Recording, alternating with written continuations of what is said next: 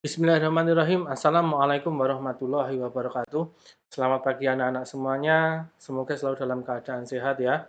Untuk pagi hari ini kita bertemu kembali bersama saya Bapak Aris Ramadhani Arman, wali kelas 4. Untuk pada pagi hari ini kita sudah masuk ke pembelajaran yang keenam, tema 2 selalu berhemat energi. Apa saja yang akan kita pelajari di pembelajaran 6 kali ini? Mari kita simak dengan seksama. Nah, untuk pembelajaran yang keenam, kita sudah masuk ke materi tentang minyak bumi. Jadi, minyak bumi adalah sumber daya fosil yang diperoleh dengan cara ditambang. Minyak bumi berupa cairan berwarna coklat kental, berwarna coklat gelap, atau kehijauan yang mudah terbakar, dan berada di lapisan dasar bumi. Minyak bumi terbentuk dari pelapukan sisa-sisa makhluk hidup dalam waktu yang sangat lama dan melalui proses yang sangat panjang, sekitar 300 sampai 350 juta tahun.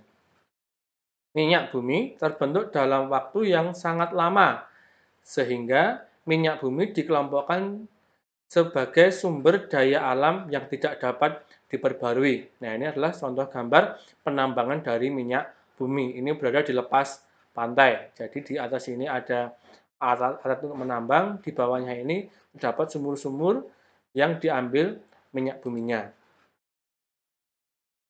Nah, berbagai hasil dari pengolahan minyak bumi itu ada beberapa macam. Yang pertama adalah LPG. Jadi kalau di rumah anak-anak ketika ibu sedang masak pasti menggunakan LPG. Jadi LPG merupakan salah satu produk pengolahan minyak berupa gas cair. Jadi di dalam tabung ini itu ada gas cair. Yang kedua ada bensin. Bensin digunakan sebagai bahan bakar kendaraan bermotor seperti sepeda motor dan mobil. Jadi, produk yang kedua adalah bensin. Bensin ini ada banyak, ada Pertalite, ada Premium, ada Pertamax. Ini termasuk bahan bakar minyak untuk kendaraan bermotor seperti motor dan mobil. Nah, yang ketiga adalah kerosin. Nah, terasa asing ya. Kerosin atau minyak tanah berupa cairan yang tidak berwarna dan mudah terbakar. Jadi kerosin ini adalah minyak tanah. Zaman dulu ketika belum ada LPG atau gas, biasanya ibu anak-anak itu pasti menggunakan kompor. Nah, kompor ini menggunakan kerosin atau minyak tanah untuk menghasilkan api. Lalunya ada solar. Solar pada umumnya digunakan sebagai bahan bakar untuk pembakaran mesin diesel, baik mesin kendaraan maupun industri. Jadi ada beberapa kendaraan itu yang bahan bakarnya adalah solar, misalnya truk itu menggunakan solar, serta mesin industri, misalnya di pabrik-pabrik itu menggunakan solar sebagai bahan bakar untuk menggerakkan mesinnya.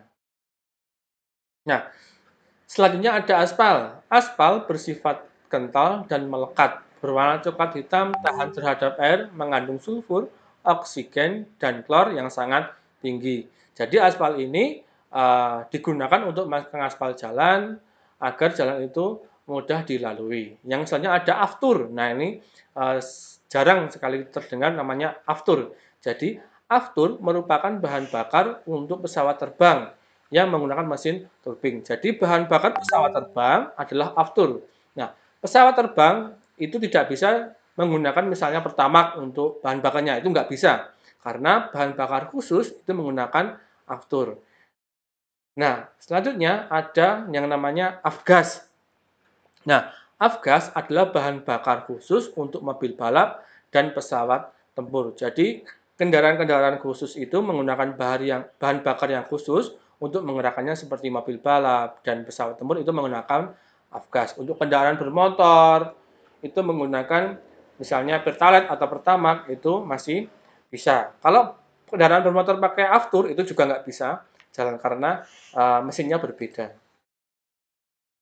Nah, cara menghemat bahan bakar minyak. Jadi kita ketahui tadi, bahan bakar minyak adalah sumber daya alam yang tidak dapat diperbarui. Maka sebagai manusia yang bijak, kita harus melakukan langkah-langkah untuk menghemat. Yang pertama, menggunakan kendaraan berbahan bakar minyak hanya saat menempuh jarak jauh. Misalnya kalau berpergian ke rumah nenek, berpergian ke rumah saudara yang jauh itu, menggunakan kendaraan bermotor. Tapi kalau hanya pergi ke rumah tetangga, itu alangkah baiknya menggunakan sepeda atau jalan kaki untuk menghemat bahan bakar. Yang kedua, menggunakan sepeda atau berjalan kaki saat menempuh jarak dekat. Sekalian olahraga. Jadi ketika kalau anak-anak itu main ke tetangga, nggak perlu dianterin sama ibu naik motor, bisa berjalan atau menggunakan sepeda untuk berolahraga. Nah, mungkin itu saja materi pada pagi hari ini. Jika ada yang kurang jelas bisa ditanyakan melalui WA. Tetap jaga kesehatan, makan makanan bergizi, tetap patuhi protokol kesehatan. Sekian dari saya. Wassalamualaikum warahmatullahi wabarakatuh.